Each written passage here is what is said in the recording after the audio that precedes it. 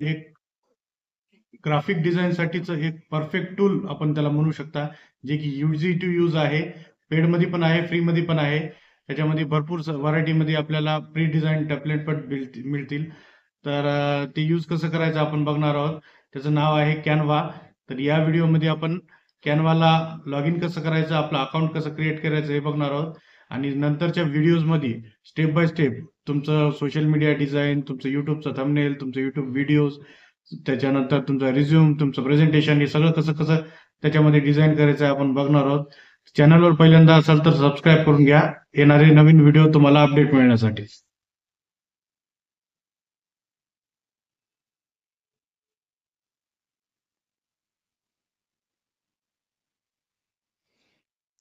प्रथम तुम्हाला या वेबसाईटवर यायचं आहे.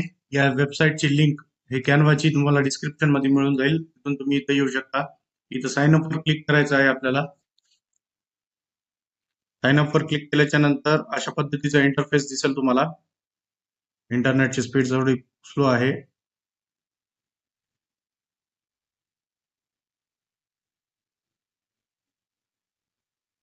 इथं आल्याच्या नंतर तुम्हाला अशा पद्धतीचं दिसू शकते. तर आपण एक न्यू प्रोजेक्ट क्रिएट करून बघूया. फॉर एक्झाम्पल मध्ये लोगो आपण भरपूर सारे लोगोची डिझाईन तुम्हाला इथं बघता येते. इथं दिसायले बरेचसे लोगो. आता फॉर एक्झाम्पल आपण एक लोगो घेऊया, त्याला आपण एडिट करून दाखवूया तुम्हाला एक्झाम्पल साठी.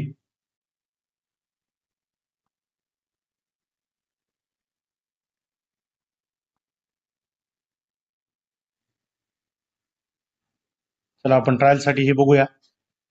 याच्यावर मी क्लिक करतो. याला आपण कस्टमाइज टेम्पलेट वर क्लिक करायचं आहे. मग एडिटिंगचं ऑप्शन आपल्याला सगळं लाईव्ह होईल. याला आपण चेंज करूया.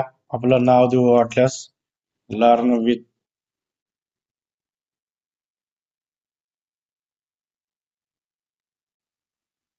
आपल्या युट्यूबचं नाव देऊया. इथं बघू शकता तुम्ही.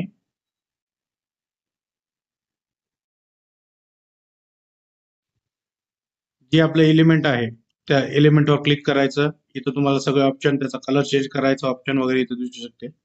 आपण याचं कलर चेंज करून बघूया. याचं साईज आपल्याला कमी जास्त करायचं असेल तर इथं करू शकता. आपला साईज असा कमी जास्त होईल इथे. त्याच्यानंतर सपोज आपल्याला याची ट्रान्सपरन्सी कमी करायची असेल तर असं करू शकता. हे थोडं फिकट होऊन जाईल आणि डार्क असं होऊ शकते. ठीक आहे.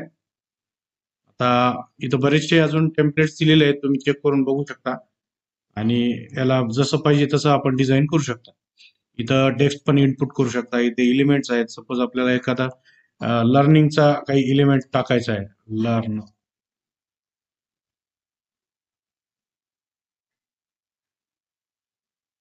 शिक्षणाशी रिलेटेड, सपोज शिकत आहेत असं आपण एक एलिमेंट आहे पुस्तकाचं टाकल्यात, त्याला आपण असा कलर बी देऊ शकता. इथे कलर आपण चेंज केला. अशा पद्धतीनं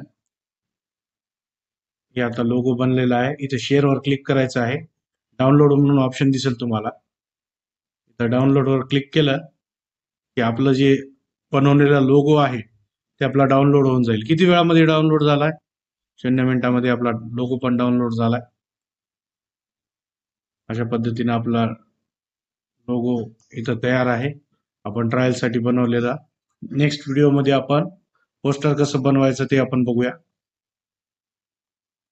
इथं बघू शकता आपला लोगो तयार आहे. थँक्यू.